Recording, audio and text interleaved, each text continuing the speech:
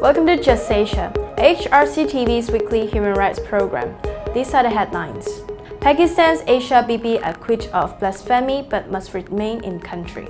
Indian soldiers attack police station.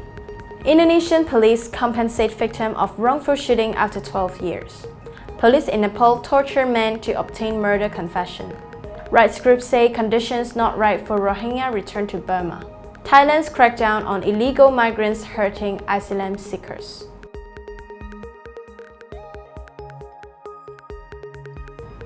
Welcome to AHRC TV's Just Asia. I'm Alexandra. This week, Just Asia begins with Pakistan, where the overruling of Asia Bibi's blasphemy conviction and death sentence last week has mired the country in protests. Pakistan's Supreme Court ruled that Asia was convicted on flimsy evidence, ending her 8-year ordeal on death row. This sparked violent protests led by the extremist Tehreek-e-Labbaik Pakistan Party, blockading streets in major cities and calling for Asia's immediate execution. Asia's lawyers fled the country, and there were calls for the assassination of the Supreme Court judges.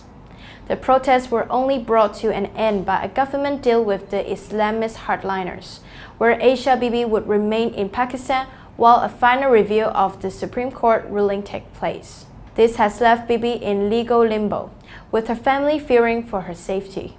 Her husband has appealed for Britain or the United States to grant the family asylum. The deal has sparked anger against Prime Minister Imran Khan's government. Many critics note that it was the second time Khan's administration folded to TLP demands, after his government sacked an Ahmadi economic advisor following pressure from TLP leader Khadim Hussain Rizvi. According to columnist Fahd Hussain, Khan may have won the election, but it is Rizvi who seems to be ruling Pakistan today. Next, in India, soldiers shockingly attacked a police station in the Bomdila area of West Kameng district in the northeastern state of Arunachal Pradesh. According to the officer in charge of the police station, the soldiers were armed and came in trucks fitted with LMGs. We had called the CRPF for help. The soldiers vandalized our property, broke glasses of our vehicles, and threw stones. I informed the deputy commissioner, and as she arrived, stones were thrown and abusers hurled at her. This is a direct threat to you. Okay? Take it as a warning. You dare touch my boy again any time in future and see what I make out of you. Deputy Commissioner Dr. Swarup confirmed the account and added that some soldiers were armed with knives. She further said that top army officers at the spot did nothing to stop the attack and remained unapologetic. The soldiers also brutally thrashed a civilian bystander, as well as the superintendent of the police. The soldiers were reportedly incensed at the police having detained 2 inebriated army men for misbehaving with the locals and having brought them to the police station. 5 FIRs have been lodged against the soldiers, largely because of the victims included even senior officials.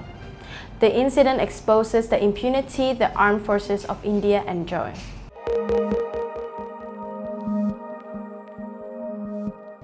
In Indonesia, police have finally compensated a victim of wrongful shooting after 12 years.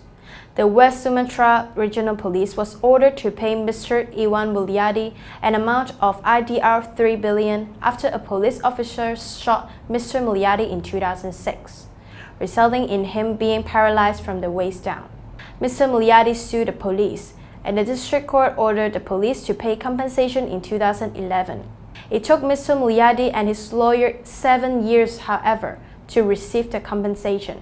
The police were reluctant to pay, and Mr. Mulyadi had to submit a report to the Victim and Witness Protection Agency to urge the police to obey the court decision. Mr. Mulyadi also approached the media as well as national and international human rights groups to support his effort in obtaining compensation from the police.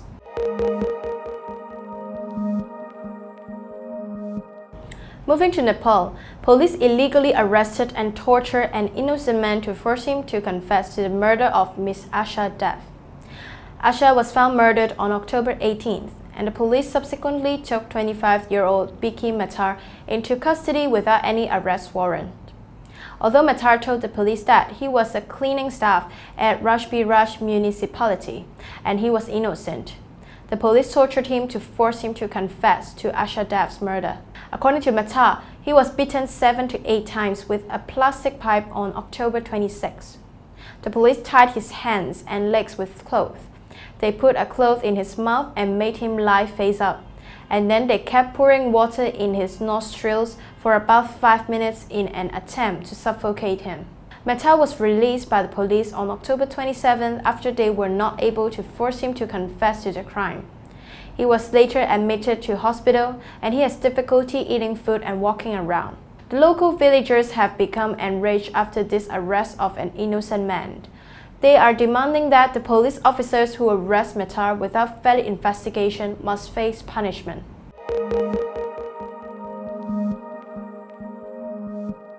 Moving to Burma, Human Rights Watch has said Rakhine State is not ready for the repatriation of Rohingya refugees who fled the violence last August, while Bangladesh hosts to the majority of the refugees fleeing from Burma, and Burma have been working on a repatriation plan to begin mid-November.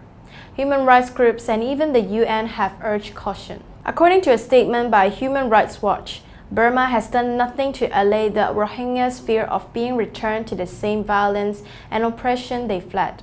A senior parliamentarian for human rights, a group of Southeast Asian lawmakers, also said conditions are not yet ripe for the repatriation to begin. The group has called on both Burma and Bangladesh to stop plans for the return of the Rohingya. Similarly, Amnesty's Burma researchers said the repatriated of atrocities remain at large, and those who would return will continue to face severe restrictions on their movements, difficulties accessing hospitals and schools, and no clear legal fate in the country. Last week, a group of Rohingya refugees at the Kutupalong refugee camp in Bangladesh handed over a letter of demands addressed to Aung San Suu Kyi, outlining their position before some of them returned to Burma. This included that the government accept the Rohingya as an official ethnic group, restore their full citizenship rights, and establish an international security mechanism to protect them after they return.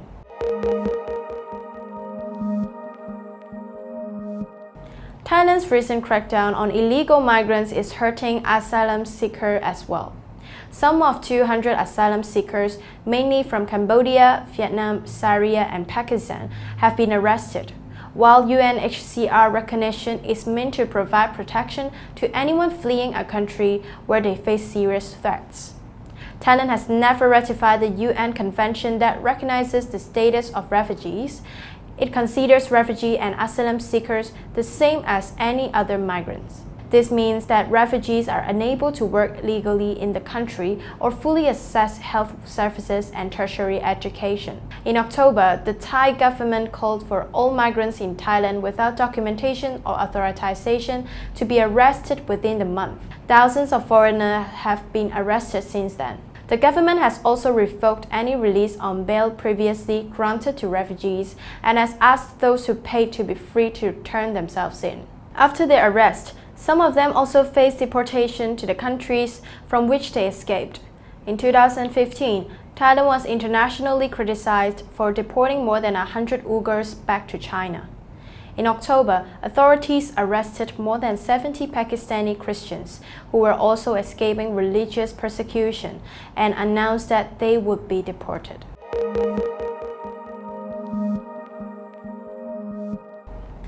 That is all for this episode of Just Asia.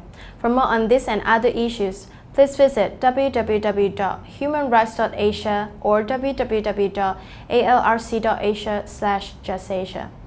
Thank you for watching and see you next week.